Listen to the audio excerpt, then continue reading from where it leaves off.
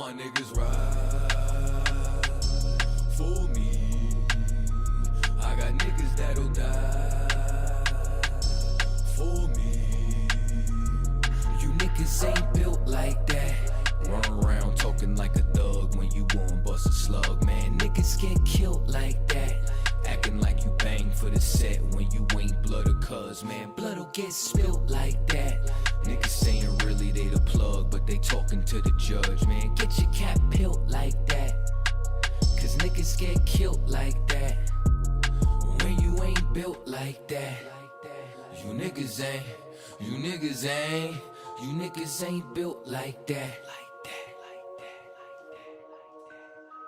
You was never on the block, you ain't never dodge a knock. You ain't never fought another crew holding down the park. You ain't swam with the sharks, you ain't wrestled with the gators. You was never fucking popping, you ain't got no fucking haters. Bitch, niggas like you make me watch out for the traitors.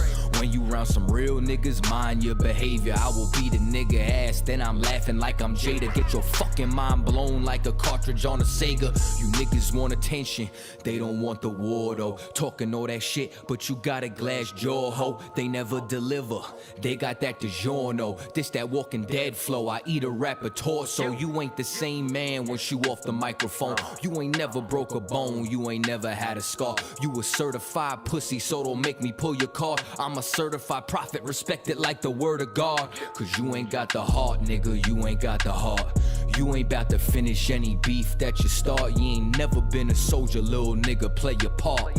Claiming that you'll spark when you ain't got the heart. Cause you niggas ain't built like that. Run around talking like a thug when you won't bust a slug, man. Niggas get killed like that. Acting like you bang for the set when you ain't blood or cuz, man. Blood'll get spilled like that. Niggas saying really they the plug, but they talking to the judge, man. Get your cap peeled like that, cause niggas get killed like that. When you ain't built like that. Run around talking like a thug when you won't bust a slug, man. Niggas get killed like that. Acting like you bang for the set when you ain't blood or cuz, man. Blood'll get spilled like that. Niggas saying really they the plug, but they talking to the judge, man. Get your cap peeled like that, cause niggas get killed like that. All my niggas ride for me. All my niggas ride with me.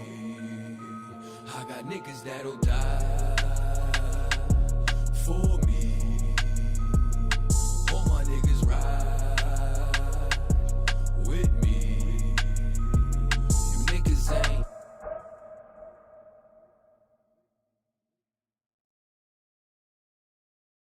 Yo, let them make this beat,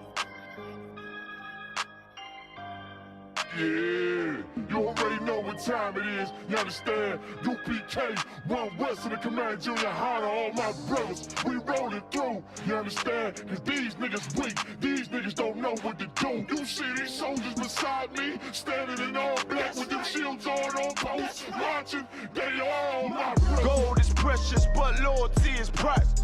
Harm on the mind might leave you lifeless. Wrong with this shit, I'ma need a diapers. Endure through any crisis, cause all my niggas righteous. I don't politic with vipers. Cowards fold, real niggas hold rank, stand for what they believe in, won't compromise a thing. Never harmonize with traitors. Do not affiliate with impersonators. You cross the line, you gon' catch the vapors. My niggas strong, no chase. Them other niggas sweet like annihilators. Tank full of brown sugar like annihilate. Every time I move, a righteous demonstration. All I deny is Satan. My brothers glorious, true warriors. Delay my sword down to them sentence. Can't stop till we notorious. Thrown in my way with a supreme audience. Proud ass nigga get exiled. No loitering around my brothers. Yeah, you already know what it is. 144 back again, UPK style, putting it down for my brothers. And I roll with straight soldiers. That's you right. See them niggas with them shields That's and right. the fatigues and them boots. They my brothers. We gon' rule it on the king, on the stand. We gon' rule this bitch at all costs. Nigga, we gon' take these from them crackers. That's right. That's right. Take them to the ground. And we gon' eat and drink. Me and all My my brother like the ladder house. You can't blend with my men, nigga. I can tell you fake from your treacherous mouth. Claiming God is all love, we don't believe that. Give a damn about your 2 cents, fuck your feedback. I give it all for my brothers, they deserve it. No excuses for my niggas, they striving to be perfect. Sacrifice whatever form, they're never open. UPK, we click tight like Sweet Pea and Joe. Endure to the end, it's what a wise man told me. Licking from the top shelf, but I spit it with the loaded. 144, nigga, everybody know me. All I ever wanted was revenge, fuck a road. Say you down for the cause, gotta show me. Stand tall and do not blush. Remain calm when the danger pop up. Flow deep like David Jones locker. More bars than Central Locker. No competition, only glory in the distance for my brothers.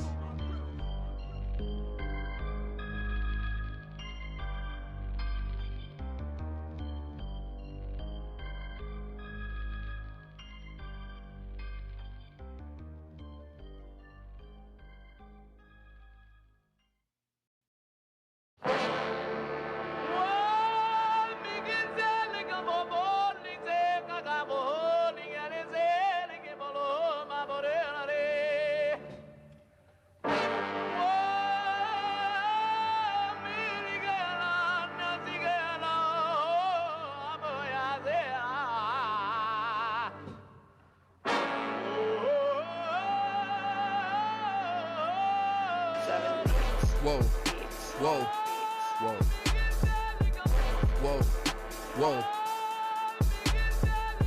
Damn right, I'm a UPK nigga. Straight out of 1 West, no contest. We the best to the niggas that's living, trying to contend with the stress. Going through the test, no access, cause you oppressed. Slaves, niggas is dying off in waves. Living in dirt, now it's a grave. Niggas cross-talk through the crosswalking or the white chalk over the bodies of roads that you paid. America's killing us, saying they fearing us. Put the drugs in the hood, now my niggas delirious. Put a gun in my face, all because of my race. Click, boom, flash, for some Skittles and murder my ass. Like a sheep to the slaughter, heart beating harder and harder. Baptized with these words, never dipping in water. So now we pray to the Father, give strength to the Father that's looking for the marauders. That's fucking taking our daughters, nigga. It's wartime. Lights up, nigga, showtime. Got the green light on that ass, yeah, go time. Either boot up, shut up, but get your ass up. Cause we ain't got time to be playing this all fucked up America. Heaven for the thief, hell for the slave. Reaping what you sow, meaning giving back what you gave for a clean slate. You try to imitate, you was always fake. America, every city, state, this is your fate. Whoa, whoa, whoa, to America. Whoa, whoa, whoa, to America. Whoa, whoa, whoa, to America. Whoa, whoa, whoa, to America. Going on the timeline, giving the rhythm to expose the intricacies of events. Vibe, who am I? Well, I ain't shit, but getting lit is a pastime. So in a minute, I'ma pass out. I hope you get it. If you didn't, you can crash flying. Kinda simple if you feel it past your last line, but it will confuse a bad mind. A damn shame. That's the exact thing. Gonna get your ass fried. Bombs from the sky, rich devil lullaby. Damn that nigga fly. Hope you got an alibi. Bombs from the sky, rich devil lullaby. Damn the missiles high. I can see him from the parking lot. Heaven finna ball out. Devils finna fall out. All out warfare, nightmares in the big house. They murdered us for years and thinking shit wasn't gonna turn around. Pride never learns. This motherfucker burns down. Yelled in them streets. Told them to breach. Now all of you angels bring woe to this beast. You rule for a time, but we play for keeps. I pray to my Father, bring woe to this beast. Remember them times we hung on them trees. All of you nations bow down to your knees. Remember them ships, they brought us in fleets. Fuck they Apollo, bring them the heat. Whoa, whoa, whoa, to America. Whoa, whoa, to America. Whoa, whoa, whoa, to America. Whoa, whoa, whoa, to America. God is gonna destroy this empire, man. You about to see famine in this place. You think them fires in California is bad? That's just the beginning of what the Lord is about to do. Because you've been evil to the Lord's people. You've been wicked to the Most High's children, man. You've been destructive to the 12 tribes of Israel. Let me tell you something, black man. You gotta put on your strength now, man. Put back on your strength and might, black man, because your day is coming. Your day is coming because the Lord is gonna bring judgment on this earth.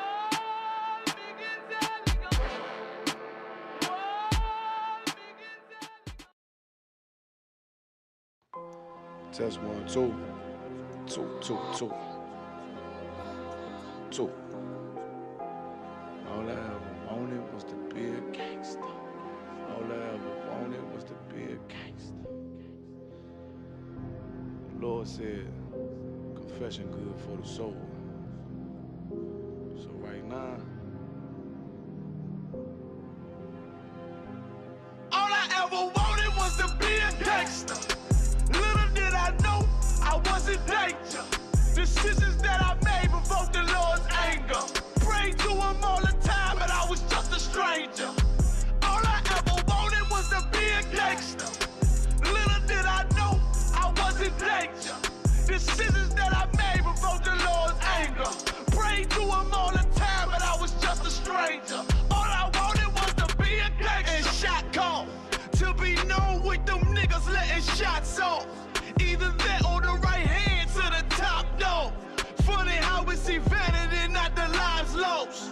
Can't be focused on a life that's hopeless. Out there pumping, not knowing the Lord will kill you for that hocus pocus.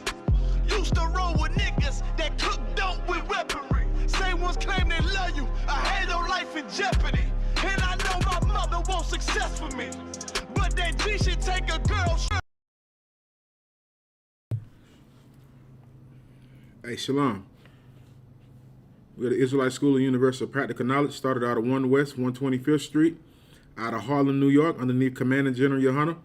We're not affiliated or associated with any other Israelite group. Tonight, man, we're going to go into some history. We're going to go into some history tonight. You know, Thursday's night class is history class here in the UPK. And we're going to go into some history on Egypt, man. We're going to go into some history on what life was like for Israel in Egypt. You know, we coming up on the Passover, which will be next week down in Houston, Texas. And we pray all you brothers and sisters make it out to Houston, Texas, man, for the 52nd annual Passover here in the ISUPK, the Lord's Passover. You know what I mean? It's going to be down in Houston, Texas.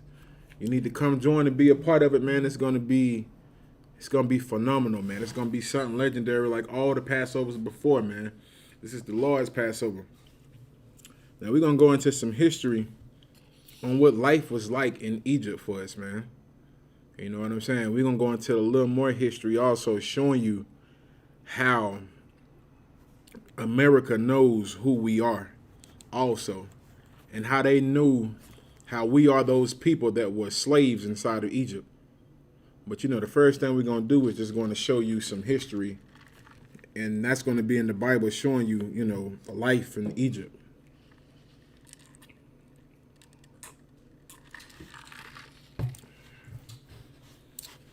All right. Homeowners, this incredible. All right, let me get some. I'm gonna get some scriptures for y'all, man.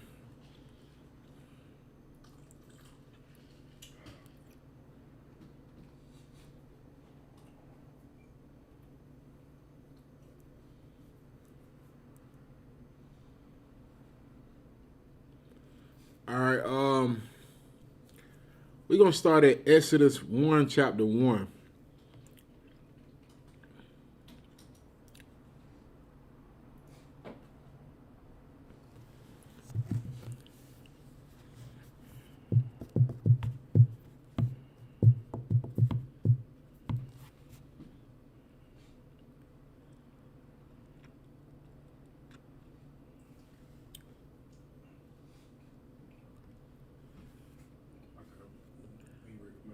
Come on, you can go ahead. It's the book of Exodus, chapter 1, verse 1. Now, these are the names of the children of Israel. These are the names of who? The children of Israel. All right. That which came into Egypt, every man in his household came with Jacob. All right, so now this right here, we in the book of Exodus, chapter 1, man. You know, if you read in the book of Genesis, you find out how the children of Israel ended up into Egypt. You know, that'll be a whole nother class. We'll do a class on that also in the history class, showing you how the children of Israel got inside of Egypt and what got them inside of Egypt. But, you know, we're just going to read it from the book of Exodus chapter 1 and show you, and we're going to break some of it down for you to show you how we came into the land of Egypt. You got it out. Reuben, Simeon, Levi, and Judah. Mm-hmm. Issachar, Zebulun, and Benjamin. Mm-hmm.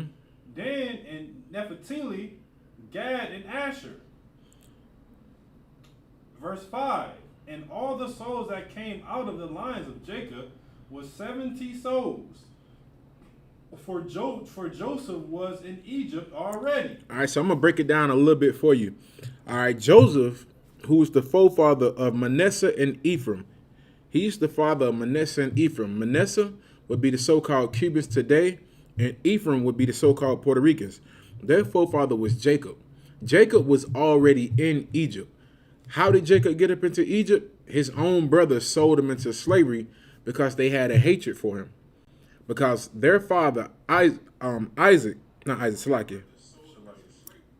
their father, Jacob, which his name was Israel's, had a love for Joseph. He loved Joseph more than he had his favorite son. Joseph was his favorite son.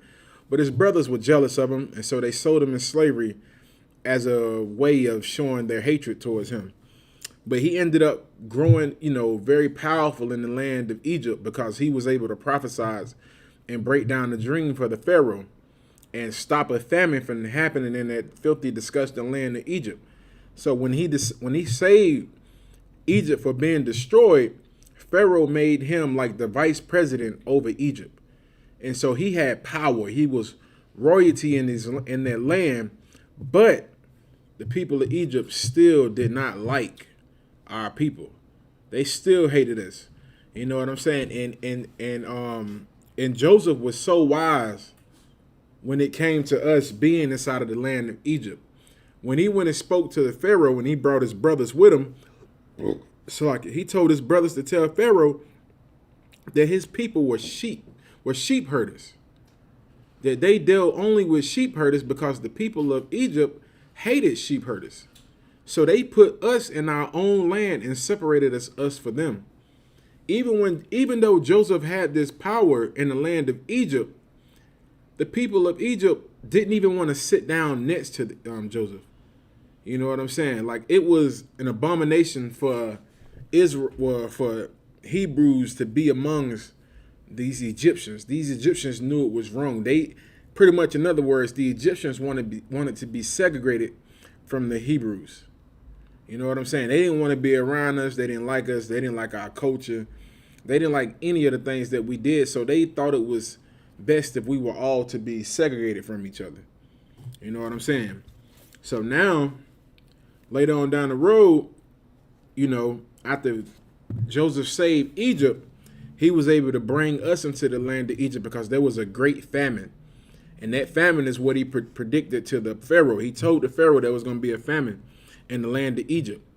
And so when that famine came, all of his brothers who sold him into slavery were beginning to starve because they were on the outskirts of Egypt. They were in Canaan, and there was no food in Canaan. So they had to come to Egypt and get food because Egypt was the only place who had food, because Joseph was able to prophesy what was going to happen in Egypt. And he told Pharaoh to store all type of wheats and different things for food. And Pharaoh listened to him, and they did that. So his brothers came back to him. You know what I'm saying? They found out that he was pretty much the overseer over Egypt. They bonded back with each other, came back brothers. They did everything, and they brought Jacob with them, and so they ended up coming into the land of Egypt. And all of these people that were listed in the land of Egypt was Reuben, Simeon, Levi, Judah, Issachar, Zebulun, Benjamin, Dan, Naphtali, and Gad and Asher, which are the forefathers of the nation of Israel. You know what I'm saying? It was 70 souls who went into the land of Egypt, and Joseph was already there. Go ahead, up. And Joseph died, and all his brethren, and all that generation. Right, and all of the people that came in that land, they died. Joseph died, Reuben died, Simeon died, Levi died, Judah died, Issachar died, Zebulun died, Benjamin, Dan, Naphtali, Gad, and Asher. The progenitors of our people, they died in that generation. Go ahead. And the children of Israel were fruitful. But their children were fruitful, meaning that they had tons of children. No different than us today. Right. Blacks, Hispanics, and Native Indians, we might can't do a lot of things, but we know how to have some babies. Right. Like babies pop out like popcorn when it comes to us. It just pop, pop, pop, pop, pop. Hey, he got a bunch of kids. You know what I'm saying? We were very fruitful and we multiply, man. And this was the same thing, even just like now, it was the same thing in Egypt back then. You know what I'm saying? We were living amongst Egypt, and we were very fruitful. Right. Go ahead. And increased abundantly, and multiplied, and waxed exceedingly mightily. Ooh-wee. So not only did we multiply, but we were mighty. We were strong. You know what I'm saying? Like, we were having children, but these children were strong. It's like it's no different than now with us being in America. Even though we're suffering in this land, we still produce a lot of children, and our children are very strong. Look at the NFL right now. Who's predominantly running up and down in the NFL? The NBA, soccer, even with baseball, you know what I'm saying? Boxing. Now you got mixed martial arts, you know what I'm saying? You got 3 stinking heathens, they trying to say, 3 stinking Africans now who's ruling everything, but still, we have the greats in the mixed martial arts as well also, man. Go ahead. You got it up, Salaki? And the land was filled with them. Ooh-wee, no different than America. Just like America. The land of America is filled with us. You know what I'm saying? I'm trying to think if I should go ahead and pull this now. You can go ahead up. Verse 8. Now there arose up a new king over Egypt, which knew not Joseph. Which what? Which knew not Joseph. So there was a new king who came around who didn't know about the great things that Joseph had done. He didn't know Joseph was the one who saved Egypt. He didn't know if it wasn't for the Most High letting Joseph flourish inside of Egypt, this stinking, filthy bastard Pharaoh wouldn't even be sitting in his seat. Because Egypt would have been a desert land just like it is today, man. You know what I'm saying? Go ahead, you got it up. Verse 9. And he said unto his people, behold, the people of the children of Israel are more mighty than we. He said what? And he said unto his people, behold, the people of the children of Israel are more mightier than we. Ooh, we. Let me ask people something in the comment. Anybody's in class right now, let me ask you a question. What was Egypt famous for when it came to the children of Israel?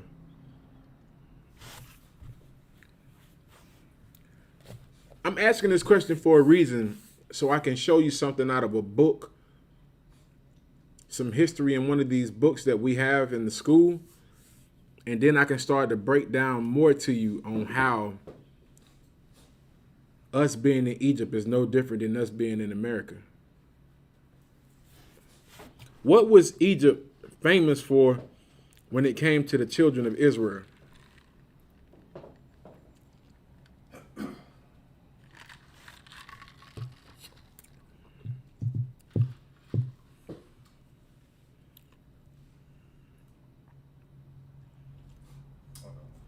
Come. I saw your out say he said bondage, slavery. That's right. Get that brother a hand. That's what Egypt was famous for when it came to the children of Israel. They were famous for having us in slavery in the land of Egypt. One of our first slavers, actually. That's why it's mentioned here in the book of Exodus, because this was the first time that the children of Israel had went into slavery in Egypt.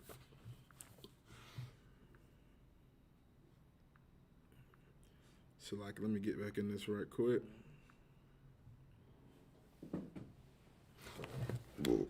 All right, now I'm going to pull some history for y'all. If y'all paying attention, if y'all can see this, this is a book called The Black Image in the White Mind. This book has actually went up in the price. Back then, I paid $45 for this book. If you look right now online for this book, the price has increased for this book. Because this book has a lot of valuable information in it. A lot of valuable information that they don't want to get out into the hands of blacks, Hispanics, and Native Indians. But I'm going to get into this part right here. Now, this is the book of The Black Image in the White Mind, page 74. I'm going to read to you what it says in one of these paragraphs right here, a couple of these paragraphs. All right, I'm gonna read it for you. All right, it says the originator of the new scientific ethologic was Dr. Samuel George Morton of Philadelphia, who published a book in 1839 that promised to bring an end to loose speculations about racial origins and differences by opening the era of hard-headed empiricism. Morton's Crania Americana was the result of years of collecting and examining human skulls. All right, so back then, there was a situation going on, you know what I'm saying, where people were trying to find out who in the hell black people were back then. Everybody was curious. They were trying to figure out who we were because we were so different from other nations. All right, I'm gonna keep reading. And so now I'm gonna bring. So it was a doctor also named Dr. Samuel George Morton of Philadelphia. He published a book in 1839 that promised to bring an end to the speculation about racial origins and the differences by opening up, different information about the studies that he found on human skulls that he was studying. You know what I'm saying? Like these bastards were digging up human skulls and comparing them. And they were also comparing those skulls that they were digging up from various parts of the world with people who had died also, or people who were murdered at the hands of them. They were cutting their heads off and examining their skulls. So he was doing this, and this is what he found out. It says, as he gathered and studied the crania of different types of men, Morton became aware of the differences between white, Indian, and Negro skulls, and of the fact that the ancient crania from a given race did not seem to differ from those of their modern descendants. So what he found out was when he started studying our skulls was just like how our head, just like how we were back then, we were still the same now. You know what I'm saying? And that knocks that theory out of the water about that we all came from apes crap. Like, I don't know what the heck that's about. You let Esau, the devil, tell you, he tells you that we came from monkeys, which is not true. And so George Morton wanted to put an end to those speculations, like people with these crazy conspiracy theories back then, they were doing the same thing. They were saying that we all come from one people and this and that and all type of trash. But he found out with the studies of our skull that our people were no different. How we were back then was we were still the same now. You know what I'm saying? Like, it's no different. Like how we were back then, what we did back then, what we liked back then, we still continue to do the same things now to this day. And this was back in 1839. You know what I'm saying? All right, so I'm gonna keep reading. It says,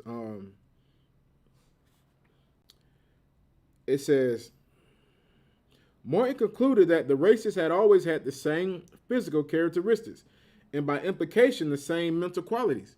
So he was saying he found out that, the same physical traits that they have now, like our big noses, our big lips, how we big and how we are, what I'm saying? Even our mental qualities, the things that we did back then and how we acted and what we did, nothing never changed. You know what I'm saying? Like black people like fried chicken now, we like fried chicken back then. You know what I'm saying? Issachar made tacos now, they like tacos back then. You know what I'm saying? It's no different. Nothing changed about us. You know what I'm saying? Even with how we dress, like we like gold, we like earrings, we like all this flashy thing. It's nothing different. Like they know that, that's a part of our history. They know those are things that we like to do. All right, I'm gonna keep reading.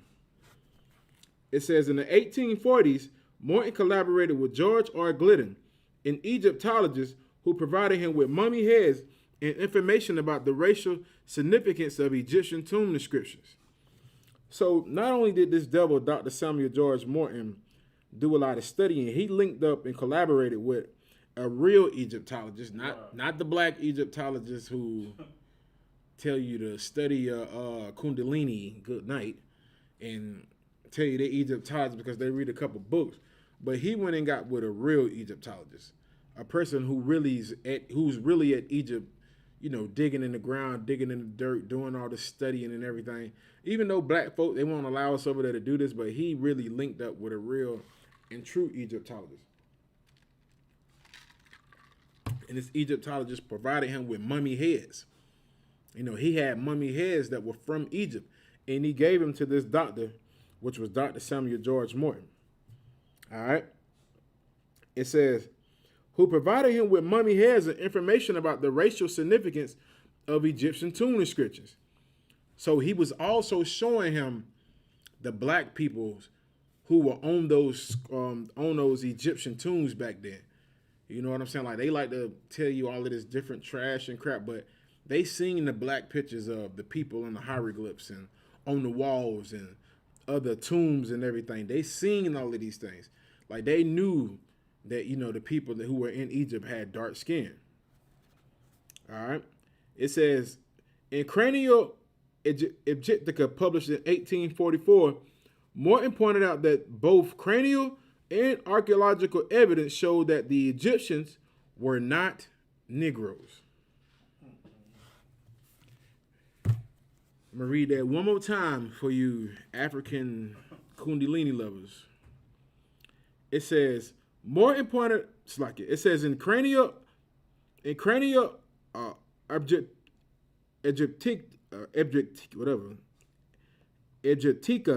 published in 1844, Morton pointed out that both cranial and archaeological evidence showed that the Egyptians were not Negroes as abolitionists and colonizations had maintained. So he found out with the study of our cranial skulls that the Egyptians were not Negroes. Now, this is out of one book. Let me pull this out of another book for you. Let me pull it out of another book. This is the Zondervan Compact Dictionary. Like, we do the research here in the ISUPK in order for our people to learn the truth about who we are. So now even in this book was published this was a 100-year study. This book right here, The Black Image and the White Mind, this book started writing this book in 1817, and they didn't get done with this book until 1914. So this was like a 93, maybe 94-year study on black people. And they found out that Africans were not Negroes. Now let's find out who these Africans were.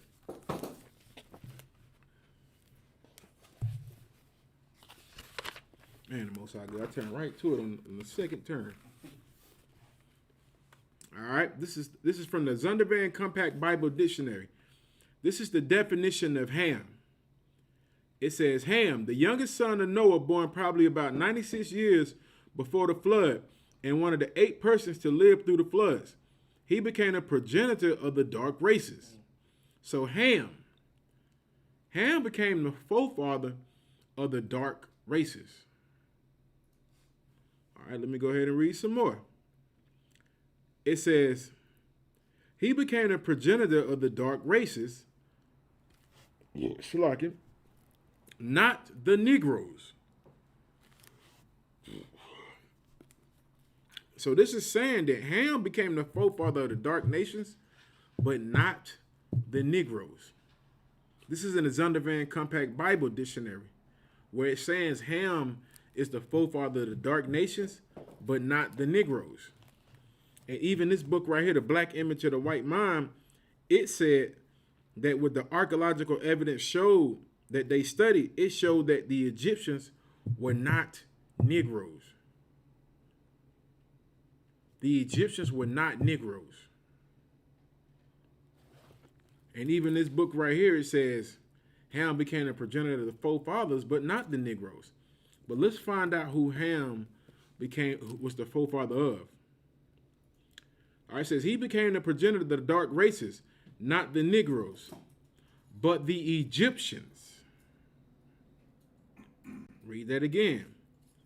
Ham became a progenitor of the Egyptians. So what does that mean?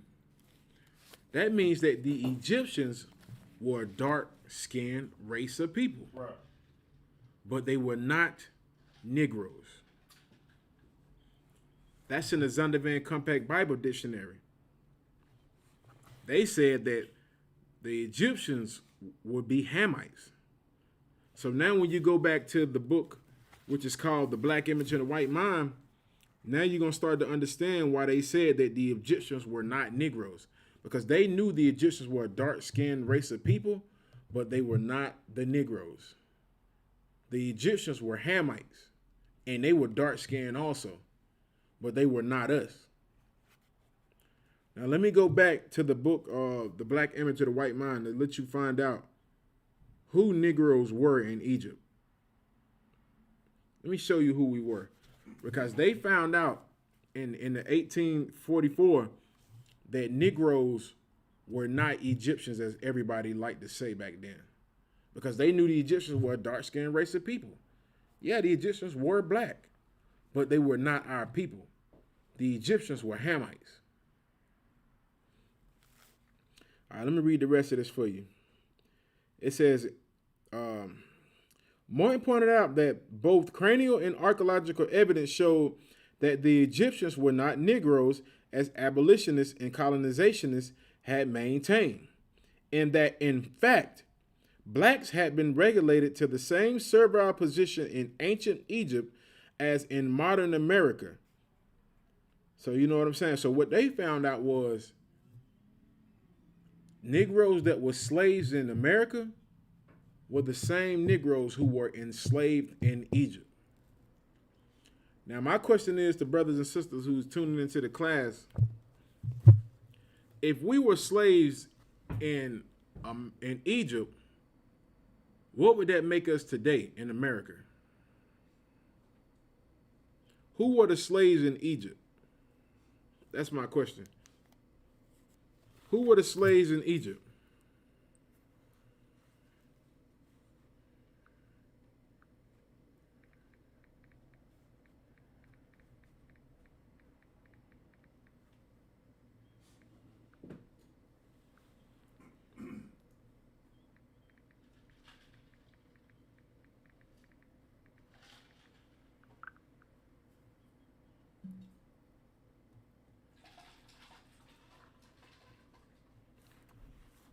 That's my question. Who were the slaves in Egypt?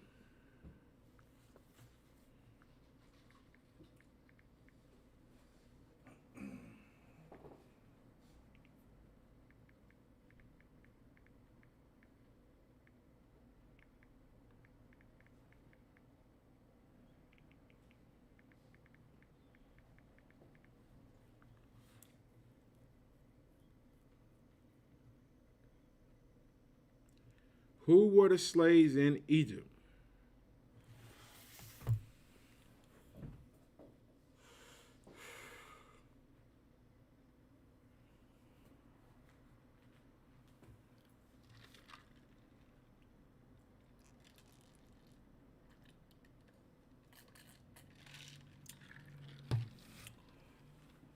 Come on, you got it out. I shot said the Israelites. Damn right. Get that brother a hand.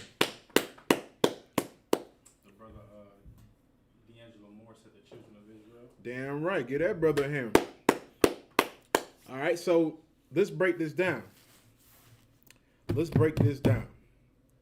If we know that the people who were in Egypt that were slaves were the children of Israel, and that these people who wrote this book called The Black Image and the White Mind knew that the people who were slaves in Egypt were the same people that were slaves in America, what would those people who are slaves in America be today? Let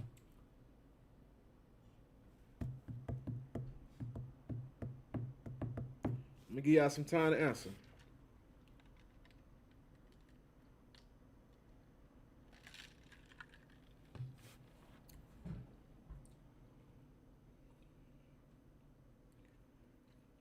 The people who were slaves in Egypt, if they're the same people, if the people who are here in America today are the same people who were the slaves in Egypt, what would the people who were enslaved in America be today?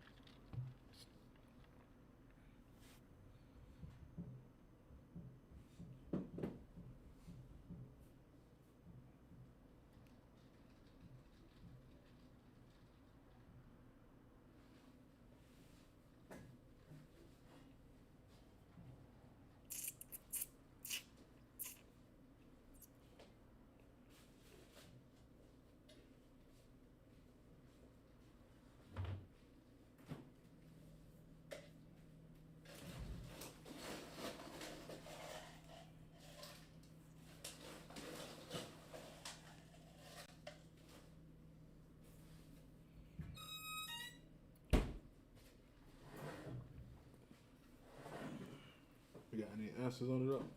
Answers. Come on, y'all. Throw them answers in the chat.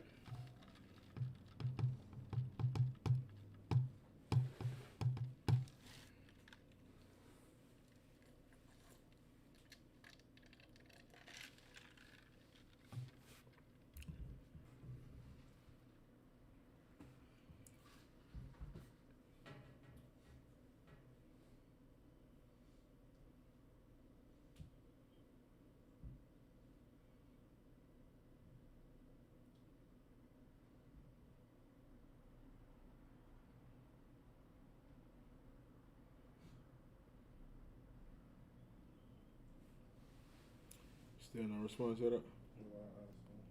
Come on, y'all. Let me know what the answer is. I know somebody know the answer.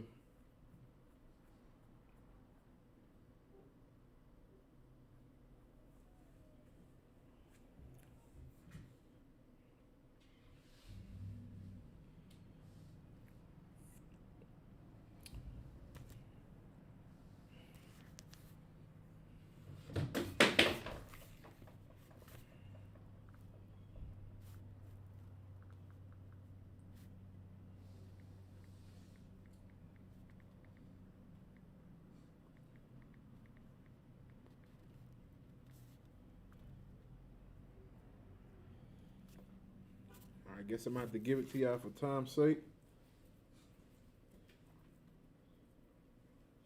Kinda don't want to give it to y'all. I want to see who's paying attention.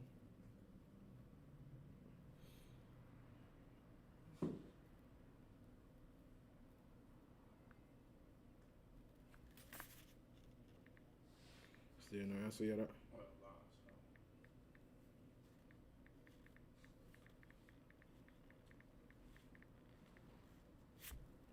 All right, let me give y'all the answer, man.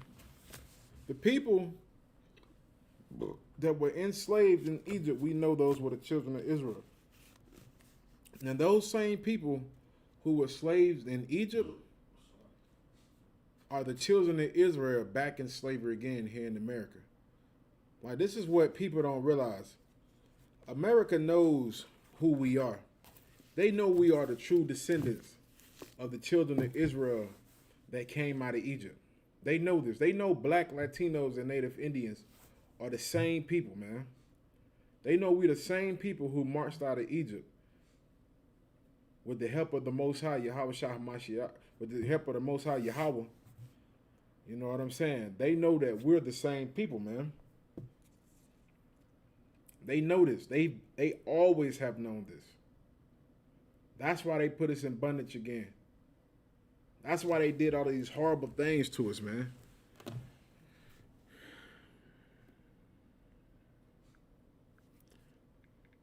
right, let me get back into this. Could we get back to the scripture?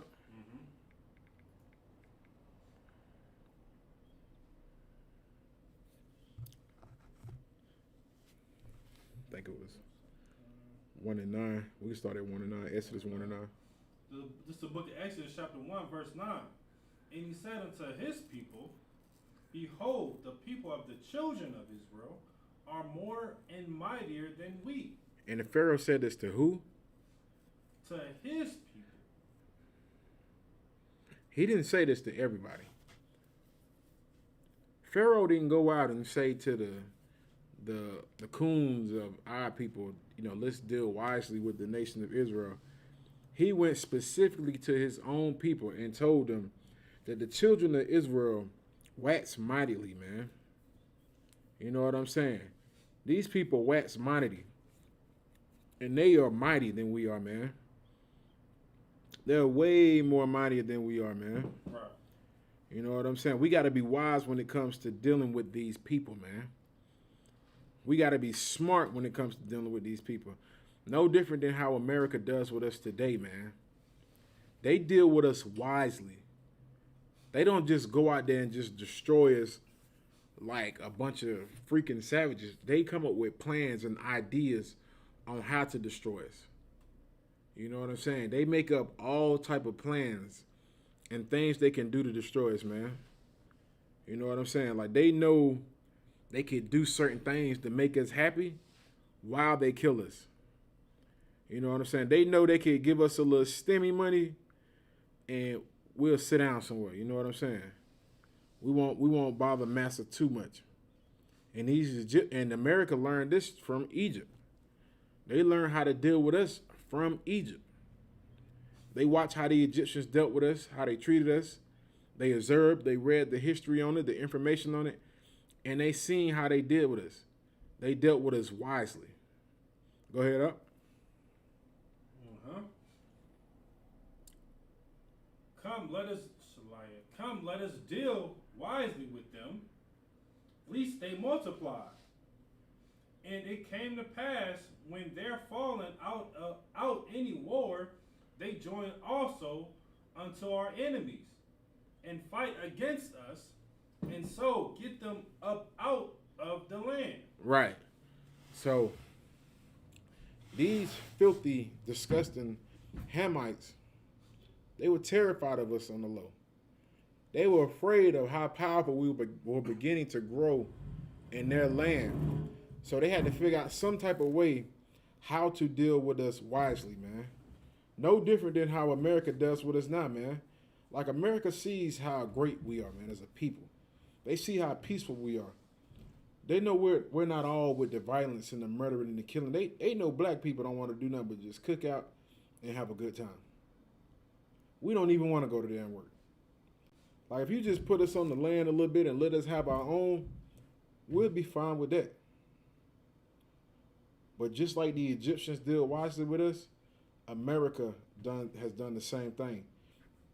They have become wise when it comes to dealing with us. It was some video I watched. I don't know how true it is, but it was supposed to be some FBI informant who was breaking down details on how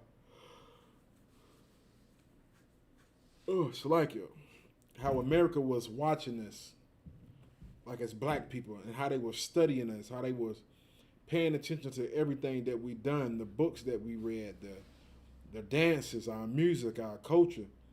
They were doing that because they wanted to figure out ways how to deal wisely with the children of Israel. You know what I'm saying? It ain't just the black people too. That's Latinos and Native Indians and our brothers in Haiti, our brothers in Jamaica. You know what I'm saying? Our brothers in Brazil. All of these various lands where you can find the children of Israel, the Dominican Republic, Puerto Rico. The list goes on. They figured out ways how to deal wisely with us, man. All right, you can go ahead up. Verse 11. Therefore, they did set over their taskmasters to afflict them with their burdens. All right. Those taskmasters is no different than today. What do you think your Christian pastor is? Right. He's a taskmaster. Esau gives him a task to do, and he pushes it on you. He pushes it on you all the time. When they wanted women to be in control, who did they let push that agenda out? That, you know, women don't need a man. You know, you can do your own thing. You can kill your babies. They use, you know what I mean, our pastors today. Back then, this was our black leaders back then. You know what I'm saying? They let them become taskmasters. Like I ain't gonna say Uncle Tom, but like coons. Right. Put them on master's coat and master's shoes, and he think he's master. He done became a taskmaster. He gonna look at you like you're disgusting while he tries to build himself up. Somebody has something to say? No. Okay, come. You can go ahead up. Afflict them with their burdens. Do what? Afflict them with their burdens. So that's what they wanted to do. They put taskmasters on us to afflict us with our burdens. What of our burdens back then? You know, the jobs we were going through, the hell we were going through, all of the different things that were affecting us as Black, Latino, and Native Indians living in the land of Egypt. No different than now. You know what I'm saying? Our taskmasters afflict us with our burdens, man. You know what I'm saying? What we got to do, like, we got to eat. We got to work slaveries. We got to do all these different things in order to survive. And you still get afflicted, man. You still got to suffer. You might go to work 12, 13 hours, come home, and you still got to come home and suffer. No different than how it was in Egypt. No different than how it was in Egypt, man. All right, you can go ahead up.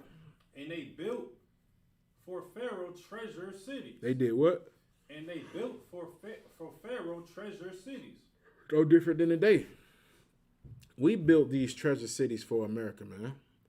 We built up Las Vegas, New York, Florida, South Carolina, Charleston, Greenville, Charlotte, North Carolina. Who do you think built these buildings up, man? Who do you think helped these people get on their feet in order for them to establish something nice, man? All right, go ahead, huh? Pithom and Rahamus. Right. So like a Rahamsis. Right. These are some of the great cities that they had built. Go ahead. Verse 12. But the more they afflicted them, the more they multiplied and grew. Good night. They did. So the more they put us through hell, the more we went home and got it on. Right. It's no different than now. It's like, imagine a brother get out work. No, you talking. You go ahead off here, something. No, I mean, like, I was just going to say, I mean, that is today. That's you know right. You know what I'm saying? Because we are in hell right now. You understand? Whether you're experiencing it physically or where you just looking on the outside in, you are in some form of hell if you're a Black Spanker Native Indian. And one of the, great things about being in hell is that, you have ribs. Right. You know what I'm saying? And of course, with ribs, you know what I'm saying, get some liquor, some good food, it's going to be something going on. And of course, we all understand what happens, you know what I'm saying, when you get it on. Children pop out, man. Right. You know what I'm saying? And their children pop out amongst generations and generations. So the same thing that they was going on back then, it's the same thing that's going on right now. Damn right. Damn right. Get that brother a hand, man. That's right. What he's saying is so heavy, man. Back then it was the same thing. Brothers come home for being afflicted with all type of hell, and the first thing you want to go do is lay underneath a warm thigh. And when brothers go do that, guess what happens? They end up getting it on, and them babies start popping out.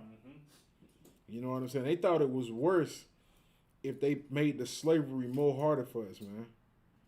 You know what I'm saying? It's no different than how these devils did us here in the land of America. They worked us so much, they worked us so hard, and you seen families that were picking cotton, and brothers was having 13, 14, 15 kids with one woman during the time of slavery, during the Jim Crow laws. During all this hell, brothers and sisters were still popping out 13 kids.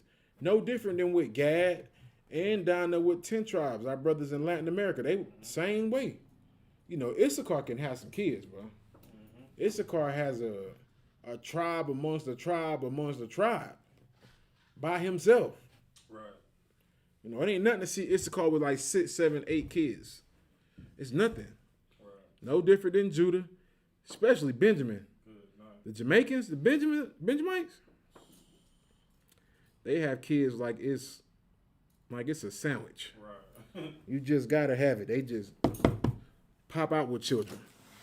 I know one Benjamite brother, he had 15 kids. I was trying to figure out how.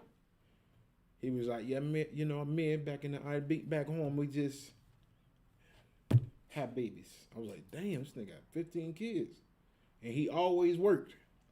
Always worked. Always was working. You know what I'm saying? You can go ahead, if you still got some more on that. But the more they afflicted them, the more they multiplied and grew. Right. And they were grieved because of the children of Israel. And that's no different than America. Like, we multiply so much that America has become grieved at us, just like how Egypt was, man. They were grieved by the sight of us on how strong we were, how beautiful our families were, our women. And they had to look at themselves and like, look at us, we're disgusting. You know what I'm saying? These people have multiplied and grew so much. It's like no matter what we do, man, they still have grown and just continue to grow. That's why we were showing you earlier that these brothers and sisters who were enslaved in Egypt are the same people in America who were enslaved in Egypt. You know what I'm saying? That's us today. We are the children of Israel. Those were our forefathers picking cotton in the cotton fields. Those were our forefathers who was in the land of Egypt being beat, tortured, robbed, and starved out back then. It's no different than now. You go ahead. You got it. Okay, cut. Verse 13, and the Egyptians made the children of Israel to serve with rigor.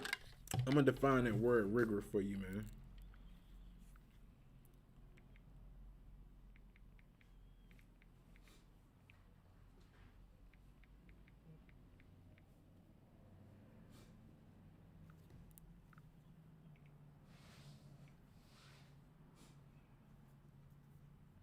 Let me get that definition for you.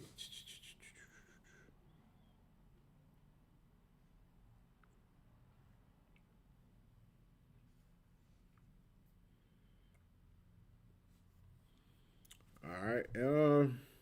The definition of rigor means difficult or extreme conditions, severity or strictness, the quality of being extremely thorough, exhaustive, and accurate. So these disgusting Egyptians, which were Hamites, which were Africans, man, they worked us to the point of exhaustion, man. They worked us to the point where it was like, you shouldn't be working people in these extreme conditions. Right. You shouldn't be working us in these horrible weathers. Like, you can only imagine how hot it was back then in Egypt. And they had our people working in these rigorous conditions. Does that sound familiar to anybody? Let me ask some of y'all people in the chats room. Y'all know that the blacks, that Latinos, and Native Indians that are here in Central and South America are the children of Israel? You know what I'm saying? Like, y'all know we are the children of Israel because we just showed y'all some history out of the book. But this is a question for y'all right here, man. You know what I'm saying? What other place in time did blacks, Latinos, and Native Indians had to work in extreme, harsh conditions, man? You know, you had to work to the point of you were so exhausted you couldn't even go anymore. Where and when did that happen to us, man? Outside of Egypt.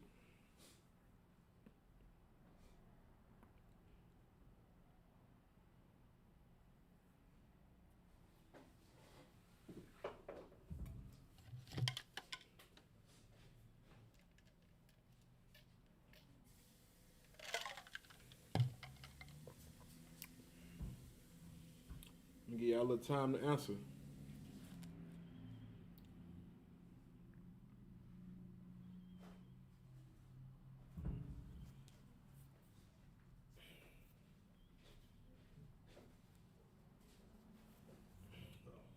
Come on, you got it. Kazak Shapar said slavery. Damn right. That's right, Kazak. That is right. Get Kazak a hand. In slavery.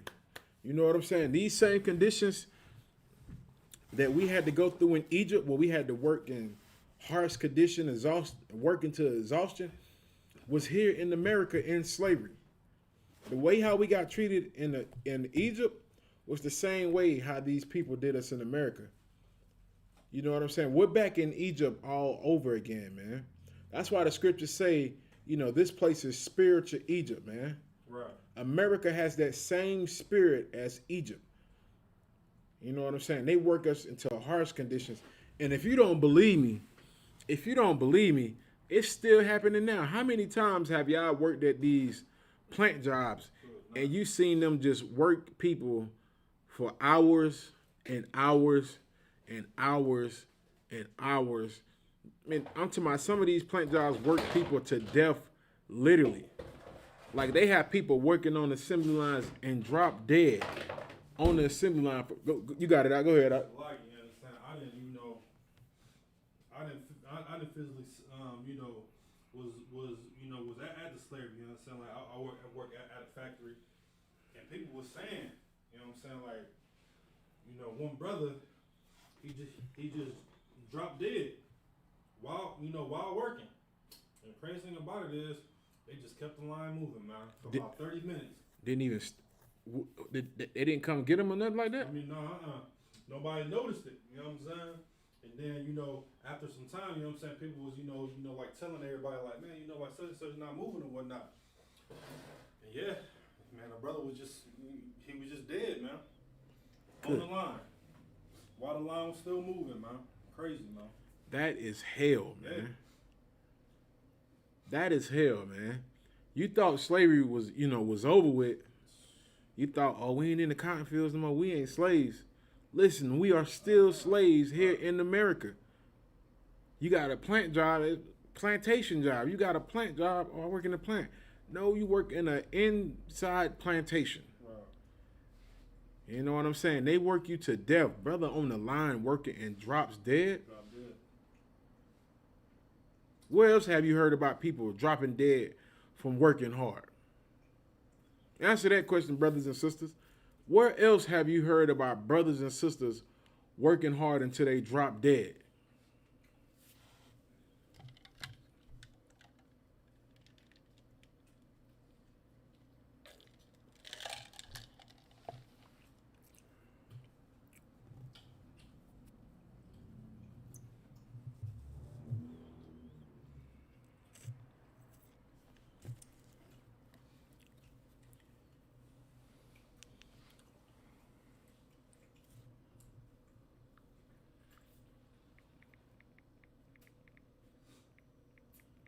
Any answers in the chat? Not yet. All right, I'm going to answer it for y'all. The places that you heard about people working until they drop dead was here in America on these fields. In Mexico, in Latin America, in Jamaica, in Brazil, in Haiti, and all of these, in Trinidad, Tobago, all of these different lands, our people will work to the point where we would drop dead in these fields, in those sugarcane fields, in those cotton fields, in those corn fields, and all of these different type of slaveries they had. And our people were dropping dead, man, because we were forced to work and serve these heathens in rigorous conditions, man. Right. No different than how the Egyptians did us back then, man. No different. And let's find out how the Egyptians made us work in these rigorous conditions. You can go ahead up.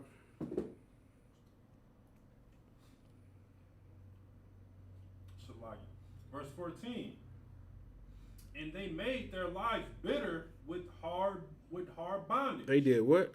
They made their lives bitter with hard bondage. Ain't that what they do to us now? Ain't that what they did to us when we came out of slavery?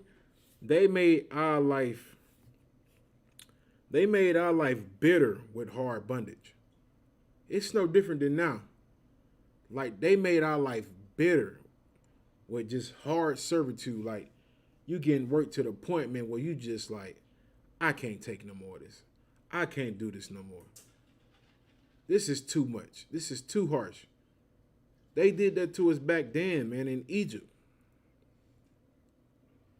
Worked us to death, man. Worked us to the point where we was just, it just made our lives horrible, man. No different than now, man. They work us, man, and they still make our lives bitter, man. You know what I'm saying? Like, our lives are bitter now. You got to come outside, see your people on drugs, see your people sprung out on drugs, selling their body for drugs. So, like, our people selling drugs to each other. There was a story that came out of a teacher up there in North Carolina, man. He was a basketball coach, teacher, and, you know, he was a Spanish teacher. He was a Judite brother, and everybody loved him, man. Everybody loved him. But yesterday they found him dead in the apartment, in the trailer park. Wow. They said he had tried to come through and rob everything, man, to get some money. You know what I'm saying? Like, cause his life is bitter. You know, he was destroyed. You know what I'm saying? Like, that's what happens when you start living in bitter conditions, man. You just don't give a damn no more, man. You like, forget it. What do I gotta live for? My life is already hell. I'm living in this bitter ass condition. I'm starving. I gotta constantly work. I don't get no days off. I'm still poor. I got all of these children. It's no different than now. How we lived in Egypt is how we live now. You know what I'm saying? We're living the same life that we lived in Egypt all over again, man. Living through hell, trying to make it, working paycheck for paycheck. People starving, people on drugs. Can't pay this bill, can't pay that bill. Don't know where your next meal coming. Poor, hungry. We're living that same life all over again, man. You can go ahead up. You can start from the top on 14. And they made their lives bitter with hard bondage. With hard slavery, man. Make your life bitter, man. Why do you think when you go to some of these jobs today, man, you see everybody at beef with each other, man? Everybody got some problem with each other because we all, rather than us being bitter to the person who put us in slavery, we have now become bitter to each other because of the slavery. We started to hate each other and get mad at each other because of slavery. That is backwards, man. That is very backwards. You can go ahead up. In mortar, and in brick, and in all manner of service, in the field. In where? In the field. In where? In the field. So not only did they make our slavery bitter with us having to make brick and mortar and all serve our work in the field, you know what I'm saying? Like come on, man. We ain't making this up, man. This is in the Bible, man. The Egyptians made us build all of their great monuments and everything. We built that. And we also had to work in the field, man. No different than now. Our people had to work in the field. Then you had to go work for somebody else, you know what I'm saying, by building something, helping them build their houses and all of these great empires. No different than how America does us today, man. You know what I'm saying? We still got our brothers and sisters in the field, working hard, picking grapes, picking freaking hot peppers. Like if you go over to California, that sriracha sauce that you eat, there is a farm over there that some filthy Moabite owns or Ammonite owns. He's like stupid famous. But this filthy bastard, man, has the tribe of Issachar and some other 10 tribe members working in the field, man. Working in the field. And not only working in the field, but also making mortar and brick. Right. You got it out. The brother Trey Davis, he had a couple. He had coming in a question. He said, "It's a comment. I don't know for sure now, but he said they put sugar on us and let the ants eat our flesh." That. Then he had a question. He said, "Didn't the European man make us smoke?" I can't say yay and no, but I know we did follow behind him when it came to smoking. Right. It was more in the sense of, with us being in slavery, Esau always wanted to come get some of the most weak mind. He hated the rebellious type brothers and sisters. Like he hated us with a passion. You know what I'm saying? He loved making an example out of out of our people back then who were strong-minded. You know what I'm saying? Who had some sense of, like, I don't want to be treated like this. They always killed us. You know what I'm saying? But he said, what the question was again?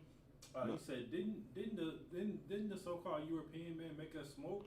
I don't think he made us smoke. I think we just watched him do it and we started to do it. Right. No different than now. Like, like with crack. We learned how to smoke crack watching them. Mm-hmm. Snort cocaine watching them. Smoking weed watching them. You know what I'm saying? Back during the 60s, you had hippies running up on black folks giving them weed for free. Right. Showing them how to roll it, showing them how to smoke it. And you can only imagine what happened. You got brothers and sisters coming back from the military with nothing. You're going to do drugs. You're going to smoke. You're going to get drunk. You're going to get wasted. Any more comments up? All right, you can go ahead up.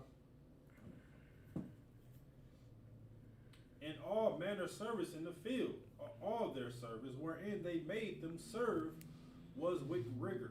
Good night. Go ahead. 15. And the king of Egypt spake to the Hebrew midwives. Right. So the Pharaoh, the king, you know what I'm saying, of Egypt, would be your so-called like president today. Now this bastard, when it spoke to the Hebrew midwives, which were the women who, you know, helped our women when they were sick or having babies and everything, he went and spoke to the women. Go ahead. To the Hebrew women, and see them upon the stools. Oh, I skipped down a verse. Of which the name of one was Shifra. I think I'm pronouncing that right. And the name of the other, Puha. 16. And he said, when ye do the office of midwife to the Hebrew women, and see them upon the stools, if it be a son, then ye shall kill him. If she has a baby and it's his son, he said he wanted them to kill them. What would that be called today when you kill your baby?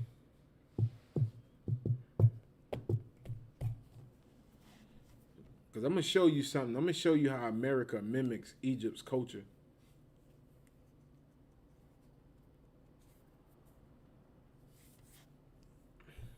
What is that called when you kill your baby, like your little baby, like, you know, the one that you about to give birth to? What do they call that today when you kill that fetus?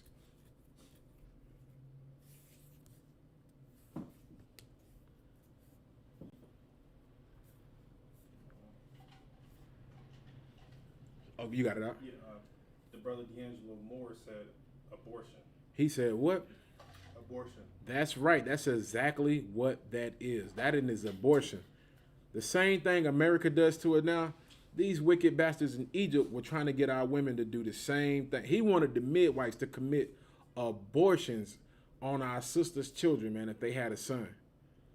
He wanted the women to commit abortions, man. Right. Kill the baby if it's a boy. Go ahead.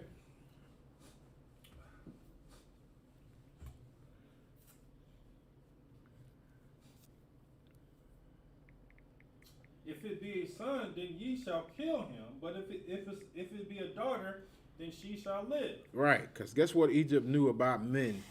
They know one thing about men is they carry the seed. Mm-hmm. I'm not saying our sisters are not important because we need our women.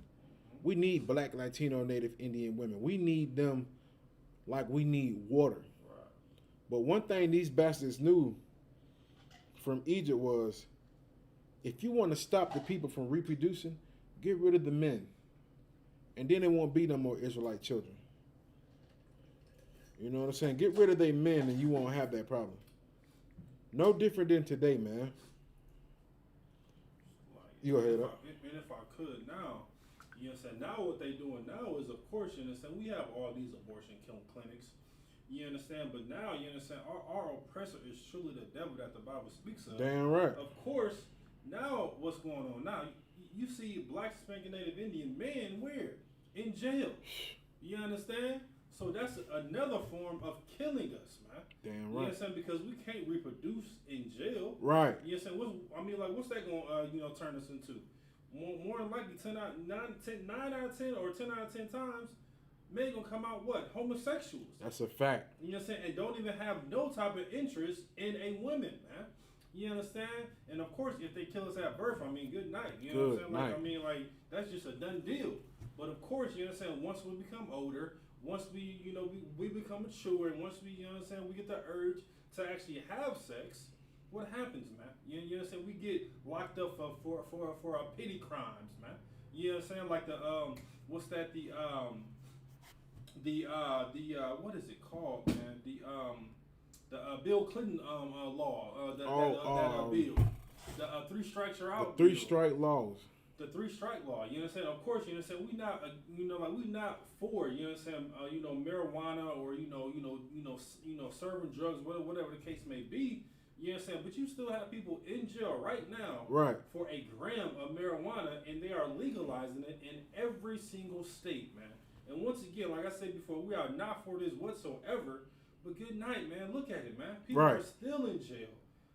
because of this, man. You know what I'm saying? Because of, you know, our oppressor brainwashing us and, you know, thinking that it's cool to serve drugs to other people. You know what I'm saying? It's cool to you know the quote unquote connect.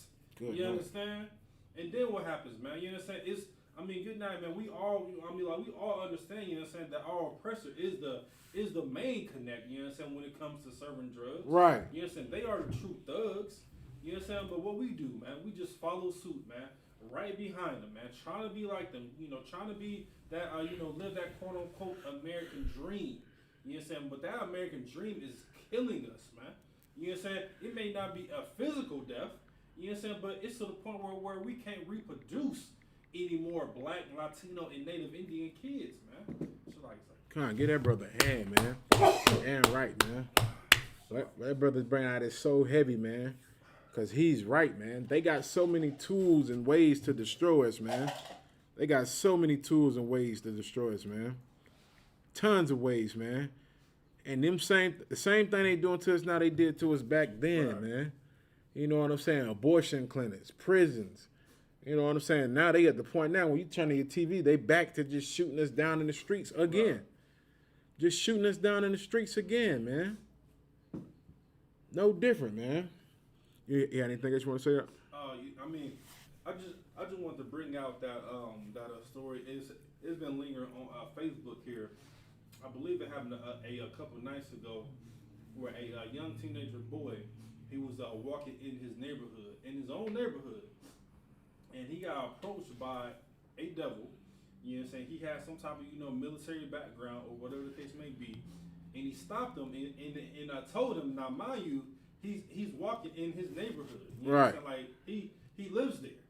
You know what I'm saying? So he stops him and tell him that he's in the wrong neighborhood. And literally tells him to get out of his neighborhood. You understand? And of course, you know, the young teenage boy, of course, you know, like he wasn't, you know, being harmful or you know, looking at, you know, like some type of threat. But of course, you understand, like he wanted to stand his ground and let him know, like, listen, man, I stay here. Right. You understand, like, you know, of course, you know, I'm not certain if he had an actual physical house, you understand, but of course, he stayed within that neighborhood, man. So you know the devil broke his phone, you know what I'm saying, pushed him, got on his face, you know what I'm saying, you know, was you know, cussing him out, whatever the case may be, man. But I mean, like, what I want to bring out, of course, is, man, you know, like, think about, you know what I'm saying, like the psychological damage that put that young teenage boy in, man. Right. You understand? Now he's going to be on the edge of which he should be anyway.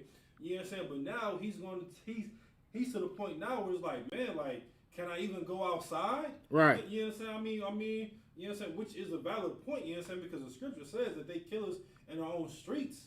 You know what I'm saying? So, of course, that is a valid reason, man. But, man, this is the America that we live in. Right. Good. You know what I'm saying? And this is what we have to look forward to. And this is what we have to raise our kids to be prepared for, man. You know what I'm saying? And this was happening all throughout the scriptures, and it's happening today. Right. Yeah, right. Nothing has changed.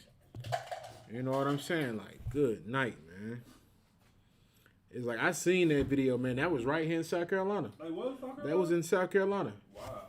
Fort Jackson at? Fort something? It was in Richland County. I know that much. Is that right, Richland? Richland County, right by Columbia. Wow. You know what I'm saying? Like, that happened right here in South Carolina where that devil just wanted to show how powerful he was over there, brother. And the worst thing about it was the brother was about to break, man. Mm-hmm. He was breaking. You could hear him starting to tremble, and you can hear his voice cracking. He wanted to cry. You know what I'm saying? But he really wanted to hurt the devil at the same time. Right. Because he felt humiliated. And he felt like he was being attacked. And he was, even though they didn't put their hands on him. But, you know, the devil did put his hands on him, but he just felt as if he was just being, like, spiritually attacked, man. You got all these oppressors coming at you.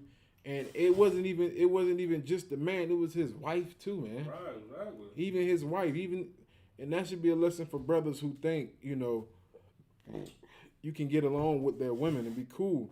Mm. It's gonna come a breaking point one day where she's going to get tired of it. And she's gonna want to leave, and she's going to hate you. Right.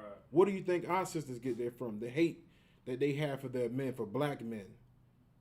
It ain't a hate for white men, but it is a hate for black men. They get that from the oppressor's women. They get that from the oppressor. Master hate black man.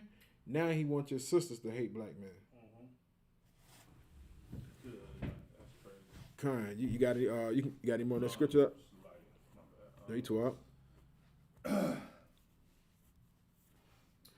Verse 17. But the midwives feared God. Right. The midwives did what? They feared God. Damn right. Them some righteous sisters, Right. man. They didn't give a damn about what that filthy, disgusting bastard had to say, man. They say, look, you know what? You can say what you want to say, but we don't fear you. We fear the Most High. Go ahead, The brother D'Angelo Moore, he said that's 15 minutes from where he stayed at, where that accident happened at. Good night, brother. Brother, you need to be here with us, brother. Right. Because you can go out there and we can be out there with you going to war against that filthy bastard, man. That filthy bastard that got in our brother face like that and tried to humiliate him on national TV in front of the world, man. You know what I'm saying? Like, that's why we tell brothers, man, even though you might not be here where we're at right now in Simpsonville, but you might be in another county, in another town, like that is important. Because you can be building people up and we can come out there and have camp where you're located at. Right. And we can blaze on those streets and look those and call them devils out on how they do our people, man. That's 15 minutes away from that brother, man. You know what I'm saying? Like, he's right 15 minutes. He's right by where the hell happened at. Right. He's right there. You know what I'm saying? And with that brother, what's his name? D'Angelo Moore. D'Angelo Moore, man, hey, brother, you can be that brother who can be down there also waking people up, man. Right. You know what I'm saying? Like, this school right here was with one brother, and then it spread like wildfire. You can be that same brother down there, man, waking up people, man. You know what I'm saying? The brother said that's 15 minutes away from him. Like, that video has millions of views right now, man. And one thing that brothers and sisters got to start realizing also what was important about that video was that the sisters that was walking by that seen that happen, they came to their young brother's defense, man. Because the Most High is bringing the nation of Israel back together, man. He's bringing us all back together. No matter what these pastors and politics try to say, no matter how they want us to be divided from each other, the Most High is allowing the nation of Israel to come back together, man. You know what I'm saying? Even though that video was horrible to see, man, it was good that them sisters came to their brother's aid and assisted him, man. They came to, what's going on? Get away from him. Don't get involved in that. And the brother, man, that's what he kind of needed, man. You know what I'm saying? He needed somebody there with him, man. You know what I'm saying? It's sad, man. It's sad to see videos like that where these oppressors try to belittle our brothers and sisters because they're little or they don't know as much. You know what I'm saying? That's why this place needs to burn and be destroyed just like the land of Egypt did, man. Right. You know what I'm saying? Anyone comments anything up? Okay, you can go ahead, up. But the midwives feared God, and they did not as the king of Egypt commanded them. And them sisters did not listen to that filthy bastard, man. They didn't do what he told them to do. They didn't go and trade and turn their backs on their own people, like some people we know. Because you got some pastors out here, man, who teach our people to turn their backs on each other, man. You got some politicians. Matter of fact, it's a pastor that does abortions. Good night. You know what I'm saying? It's a pastor who does abortion. Good night. Come on, man. He's killing babies. A pastor. You got something to say? Go ahead. You got it out. If I could, man, that just shows you that they don't fear God, man. That's right. They don't fear the Most High, and they, get on the pulpit and say, I'm blessed and highly favored. You know what I'm saying? But they don't believe in God. Damn right. You understand? Because if they believe in God, they will know that, of course, you understand, abortion is against the Most High, for one. And for two, good night, man. If you read these scriptures, you understand this is exactly what they have done to us, before slavery. You understand? And, of course, within slavery as well, too. You understand? They will literally take the baby out of the womb, you understand, and use it as alligator bait, man. Right. You understand? They will hang the sisters upside down, cut them wide open, and literally have the baby right there, you understand, not even fully formed yet, and use it as alligator bait, or just kill the baby right there on spot, and then kill the woman, man. Good You night, understand? man. But now you have these stinking, filthy, disgusting pastors that are for abortions, man. Should like it. Good night. And I think one of those filthy, disgusting bastards who's a pastor, he became the senator over Georgia, if I'm not mistaken. This was the same bastard who, he's over the Ebenezer Baptist Church, the one that Ebenezer sanctified, Christian fried chicken fried. Right. You know what I mean? That pork chop fried, deep fried, brother please fried. You know what I mean? That pastor, he's over that same church in Atlanta that Martin Luther King was over. And this bastard was asked about the abortions, and he said he feel like the women should have a right to do what they feel with their babies. He said he believes in abortions, and the guy that was in it that was interviewing him said, but what does God think about it? And the first thing he said was, well, I believe women are entitled to what they want to do to their own bodies. He didn't even give a damn about what the Most High said. That's what Officer Mardaka just said. These pastors don't believe in the Most High. They don't fear the Most High. That's why last year you seen coronavirus wiping out pastors. Right. Like every week we was doing a story on another Christian pastor who had died. Right. I promise you, every week we were doing a story on a Christian pastor who died. It was one Christian pastor who allowed all of his congregation to come inside the church, and half of the congregation got sick. And he was the same one up there saying that, you know, I ain't scared of the coronavirus. I ain't scared of it. And the nigga died. So like it, the brother died. He died. Not just him, it was a list of Christian pastors who died. And that was the hand of the Most High. Just showing these pastors that y'all don't believe in me, I get you out of here. Don't worry about it. So like, you got any more in that scripture? Verse 18, and the king of Egypt called for the midwives and said unto them, why have ye done this thing? This nigga was mad. This Hamite was mad. He was like, why y'all ain't killing the babies like I told you to? And let's hear what the sisters had to say. But save the men children of lies. Yeah, he wanted them to kill the sons of Israelite women, man.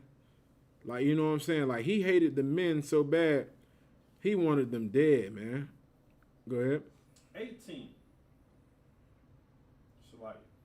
19. And the midwife said unto Pharaoh, because the Hebrew women are not as the Egyptian women. The Hebrew women are what? Because the Hebrew women are not as the Egyptian women. Our women would not like those filthy, and that's what sisters have to understand, man. You black women who want to consider yourself the goddess of Egypt, Ma'ak and Sut and Suneti and whatever you want to call yourself, the Bible tells you that our women were not like the Egyptian women, man. Y'all were different. Y'all were beautiful. Y'all were more stronger. Y'all were more wiser. Go ahead. Because the Hebrew women are not as the Egypt women, for they are lively and are delivered ere the midwives can't come in unto them. Like our women wouldn't having, just like today, our women don't really, it's only reason we have so many problems with our babies now being born is because of who's in the hospitals helping to deliver our babies. You know, now you got these oppressors who are in the hospital delivering our babies, and they can care less. Like, they have you to deliver your baby in one of the most horrible conditions. Like, if your baby survived and is born, with an oppressor being your doctor for your baby, the Lord was with you. You know what I'm saying? Because now you got these heathens, like you got these East Indians, you got these Edomites who are in there delivering our babies, man. And a lot of our children have died in the hospital before they can even make it home, man. Right. You know what I'm saying? Like, but in Egypt at this point in time, the Hebrew midwife said, listen, by the time we get to the house, the baby is already out walking. You know what I'm saying? Like, the baby's out of the womb, and the baby cleaning himself off. What's good? Shalom. You know what I'm saying? Because our women are different from those Egyptian women. Right. Like, the Egyptian women were having complications with childbirth. No different than these oppressors today. Right. Like, you see these Edomites now, they are having the utmost complications when it comes to having their children, man. I'm talking about they only having 2 children. 2 children. I'm talking about it's a couple that got a lot, but majority are only having 2 children, man. 2. But you got Israel over here with 5, 6, 7. Hell, the list goes on. Right. All right, you can go ahead up. Verse 20. Therefore God dealt well with the midwives. He did what? He dealt well with the midwives. Right, and that's what sisters got to understand, man. When you don't fall victim to these lies and games and bullcrap Esau has to do, man, wants to do to you now, the Most High deal well with you, man. Go ahead up. And the people multiplied and waxed very mighty. Verse 21, and it came to pass, because the midwives feared God, that he made them houses. 22, and Pharaoh charged all his people, saying, every son that is born ye shall cast into the river, and every daughter ye shall save alive. Good night, man. So these bastards couldn't get rid of us, man. So he told his people, he told his own people, he told these filthy Africans, he said, you know what? Y'all start killing their children, man. Y'all kill the sons of thy people. Throw them in the river. Just like Officer Maradaki was saying. When they were throwing our children in the river back in Egypt, guess who was eating our babies, man? The alligators. Right. The alligators were eating our children when they were throwing our children into the Nile. Because that was an order that Pharaoh gave, man. Pharaoh gave that order for them to kill our children, man. Our sons. Because he was scared of the men of our people, man. You got it out. You can go ahead. You want me to go to verse chapter 2, sir? Con. Go ahead. Con. So Exodus chapter 2, verse 1. And there went a man of the house of Levi, and took to wife a daughter of Levi. Mm-hmm. Verse 2, and the woman conceived and bare son, and when she saw him, that he was a godly child, she hid him for 3 months. Right, so now we getting into a story about a particular person, man. Go ahead. Verse 3, and when she could not longer hide him, she took from him an ark of bulrushes, and dabbed it with slime and with pitch, and put the child therein, and she laid it in the flags by the river's brick. Right, so she had a son, and she knew he was godly. Like, he was something about him that she knew that, you know, he's different. It's something about him that's different. You know what I'm saying? He's godly. Like, he's a part of the Most High. Go ahead. And his sister stood afar off to wit what would be done to him. Verse 5, and the daughter of Pharaoh came down to wash herself at the river, and her maidens walked along by the riverside. And when she saw the ark among the flags, she sent her maid to fetch it. Right, so this is Pharaoh's daughter. Pharaoh's daughter seen this baby floating in this little ark, and she told her midwives to get that. You know what I'm saying? Hey, what is that? Get that for me. And they got it. Go ahead. And when she opened it, she saw the child, and behold, the baby wept. And she had compassion on him. She had what? Compassion on him. Mm-hmm. This is one of the Hebrews' children. So this heathen knew that this was a Hebrew child. You know what I'm saying? Go ahead. Hebrews' children. Then said his sister to Pharaoh's daughter, shall I go and call to the nurse of Hebrew women, that she may nurse the child for thee? Right. So she said, you know, should I call on a Hebrew woman to nurse this child? Not an Egyptian, but a Hebrew. Go ahead.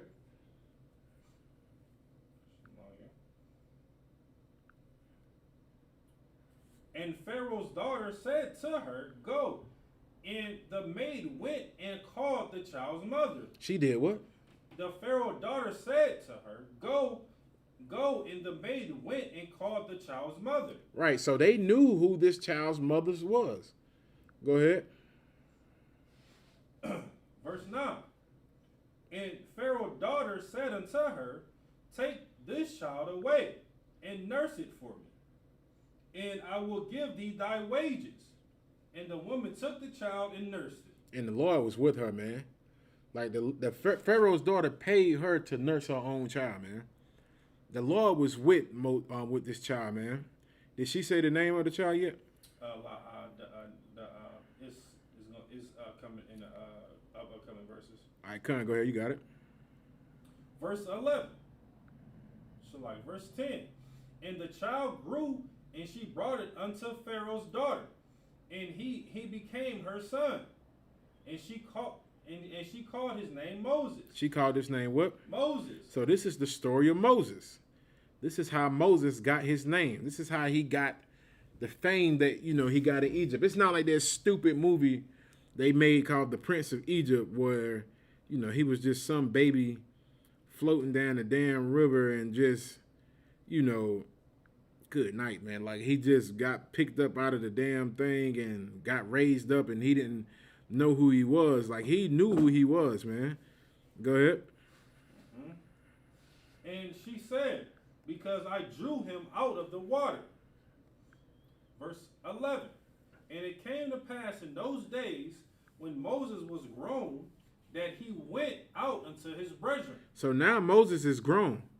Moses knew who he was also, and he knew where he came from. And so now Moses had got grown, and he went out to look amongst his who? Among his brethren. Amongst his friends. Among his brethren. He knew who his brethren were, man. And he wanted to go look and see how his brothers were doing, man. Something your black leaders don't do. The only person that does that, man, is Commander General Yohana, man. He looks upon his people to see what we're going through, man, and to see what type of destruction is coming upon his people, man. Not like your Christian pastor who's just, or Al Sharpton who only comes out when something happens, man. I seen Al Sharpton's stupid tail sitting up there on the stage with that sister, man, when her son got killed. Was that the sister? Who was doing that interview? I think it was the sister whose son got shot by that cop. And he just sitting up there behind it trying to promote his little TV show. He had the mask on, but the mask had the name of his little business he's trying to promote. I'm like, look at this sneaky bastard, man. Good, nice. This is a sneaky bastard. He knows somebody gonna go look up that mask on his face. Right. Like, only time they come out when it's beneficial for you, man. Good night. Go ahead, up. That he went out unto his brethren and looked on their burdens. Right, and Moses went out and he looked at the condition of what his people were going through, man. He looked and wanted to see what type of hell we were going through and how we were suffering and how we were living, man. Not like your Christian pastors, man. They don't give a damn about what we go through and how we're suffering, man, and how destroyed we are, man. They could care less, man. But Moses did something that a lot like the brothers and the sisters do here in the UPK, man. We go out and look at the conditions of our people, man. And this is what Moses did. Moses did the same thing, man. He went out into the streets and looked at how his people were living in Egypt. He looked at how horrible it was for us, man. The hell that we were catching, the burdens, man, the things that we had to do in order for us to survive. He's seen all of that, man. Go ahead, up. And he spied an Egyptian smiting in Hebrew. He did what? And he spied an Egyptian smiting in Hebrew. What he seen was police brutality. Right. He seen a cop beating and killing one of his people, man. That's what he seen, man. He seen one of his people being killed by one of these filthy Egyptians, man. Go ahead. One of his brethren. And that was one of his brothers, man. He seen one of his brothers got killed, and it didn't sit well with him, man. He didn't like the fact that this filthy Egyptian was killing his brother, man. And that's how we have to feel here in the UPK. You know what I'm saying? Like brothers and sisters coming inside this school, man. Brothers and sisters in the world, man.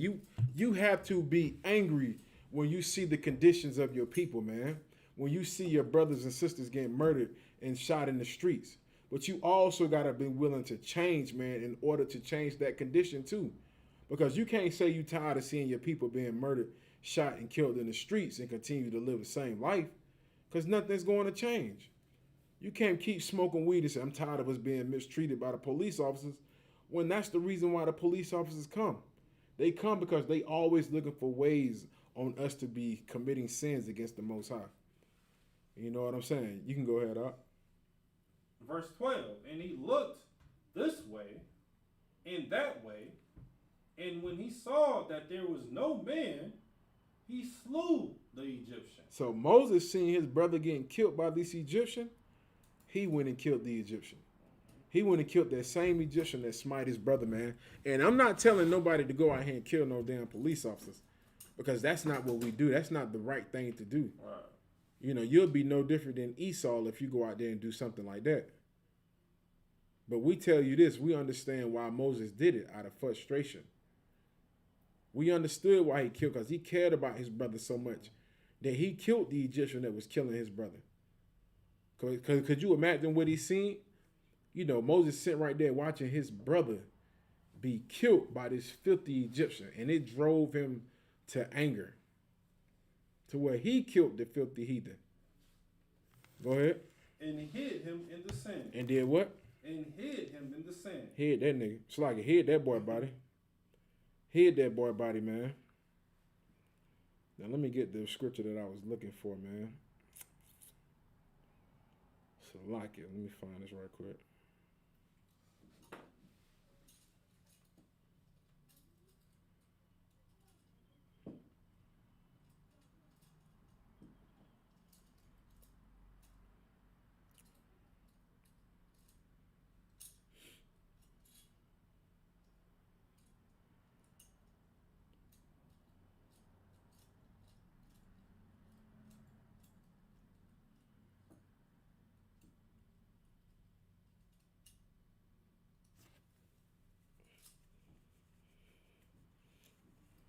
All right, if you could you go to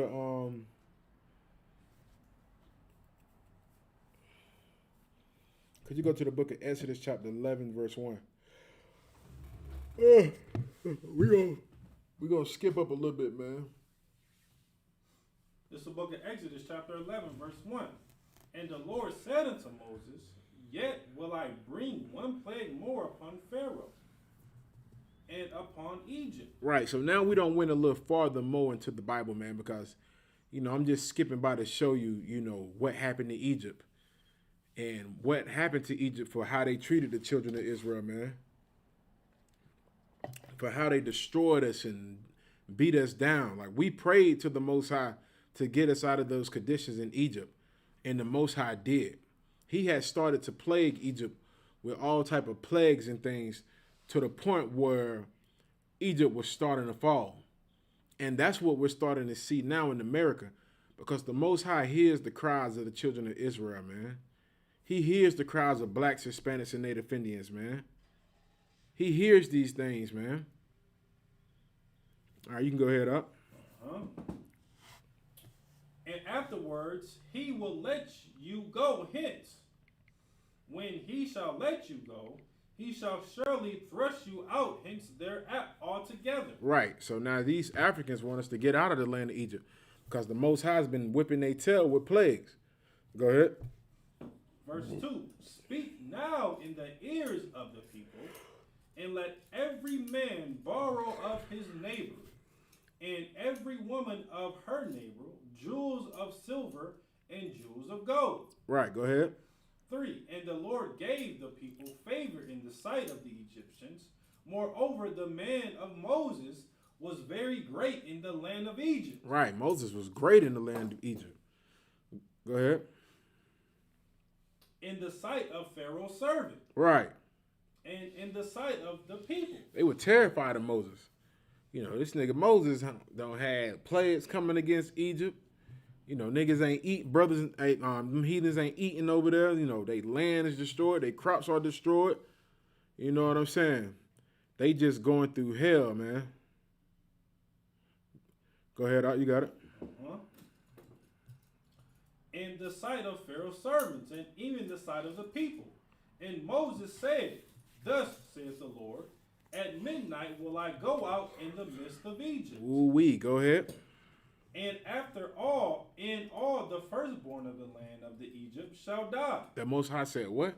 And in all the firstborn in the land of Egypt shall die. But I thought the Most High was all about love. Right. I thought the Most High loved everybody. Right. But how come the Most High said, I'm going to go into the land of Egypt and kill the firstborn of the land of Egypt, all the people of Egypt? Go ahead. From the firstborn of Pharaoh that sitteth upon his throne, even unto the firstborn of the maidservant Good. that is behind the mill. So the Most High said he was going to kill all the firstborn of Pharaohs and all the firstborn of the maidservants. Go ahead. And all the firstborn of beasts. Good. Now he going to, God damn, Salakia. He going to kill the firstborn of the cow? Right. That's gangster, man. Right. Y'all out here thinking y'all real gangster because you shoot up somebody's house. Right. The Most High is a real gangster. The Most High said, guess what? I'm going to kill the firstborn of everything. Even the firstborn of they damn goat. The bulls, all of your animals you got. I'm going to kill the firstborn of everything. Go ahead. Verse 6.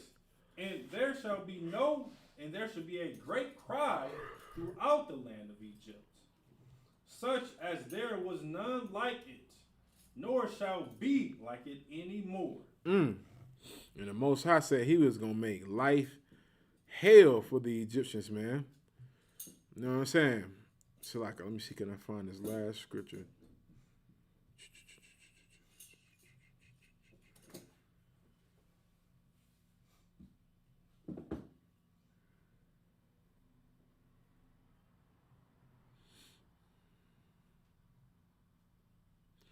I go to the book of Exodus chapter,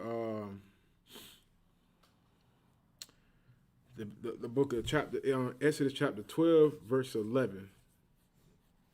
This is the book of Exodus, chapter 12, verse 11. And thus shall ye eat with your loins girded, your shoes on your feet, and your staff in your hand, and ye shall eat and in haste. It is the Lord's Passover. All right, we about to show you about the Passover. Go ahead, the next verse. 12. For I will pass through the land of Egypt this night, and will smite all the firstborn of the land of Egypt, both man and beast, and against all gods of Egypt I will execute judgment. I am the Lord. The Most High said, I'm going to come through Egypt. I'm going to kill all the firstborn, and I'm going to destroy all the gods of Egypt. Because this is what people don't fail to realize. These Egyptians had tons of filthy, disgusting, homosexual gods. And the Most High said, I'm going to come through and I'm going to destroy all that. Go ahead, up. 13. And the blood shall be to you for a token upon the house where ye are. And when I see the blood, I will pass over you. The Most High will do what? I will pass over. Mm-hmm. And the plague shall not be upon you to destroy you, when I smite the land of Egypt. That's what the Passover is. The Passover is the day where the Most High passed over the children of Israel and killed all of the enemies of Israel. That's what we're celebrating this week coming up, man. Right. We're celebrating the day the Most High brought the children of Israel out of slavery, man. And notice how we were, man. We were ready to get up out of Egypt. We had our loins girded. We had our shoes on our feet. We had our staffs in our hand. We were ready to go. That's what the Passover is, man. It ain't no day where you get together and cook macaroni and cheese and sing stupid songs and good night, man. You got people praying with their heads uncovered and everything, man. Like, that is not what the Passover is about. The Passover is the day the Most High passed over the children of Israel and destroyed all of our enemies in the land of Egypt, man. And we pray for that same thing here in this land that we are in slavery in now, man. We pray for the day that we will be passed over and our enemies destroyed, man. That's what we pray for, man. And with that, man, we're going to go ahead and end the class. I'm going to get the announcements for you.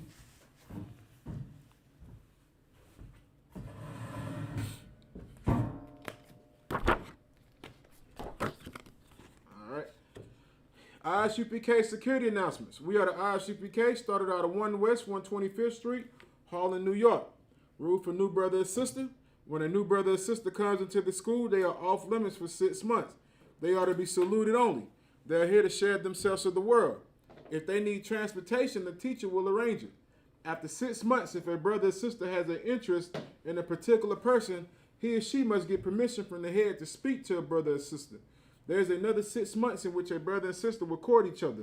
After this 6-month period, the brother and sister will get permission from the head to marry. Tithes, which is a commandment, Numbers 18 through 21. Malachi chapter 3, verse 8 through 10, means 10th in the Hebrew, Ma'asharah. 10% of every penny of any increase the Lord gives you, give to the treasury department of the teacher. Priest funds, free will offering, not for priests, not mandatory, whatsoever amount you would like. Upcoming holy convocations, which will be next week. Let's get it on. It'll be the Passover. Right. The 14th day of the first month. It'll be Saturday, April the 24th, 2021. You can read about this in the book of Exodus, chapter 12, verse 1 through 51. The book of Leviticus, chapter 23, verse 4 through 5. 1 Corinthians, chapter 5, verse 7 through 8. And 2 Corinthians, chapter 30, verse 17, man. And again, man, come join us in Houston, Texas, man, next week. The 52nd annual Passover, man. The Lord's Passover. Right. The only Passover, man. Not no, I don't know what that other stuff is, but this is the Lord's Passover. You know what I'm saying? All right. Remind occupant Aquaf to check the bulletin board in the hallway. If anyone wants to be a troop in the school, to start wearing all black boots, shirt, pants, headband, and scarf. And with that,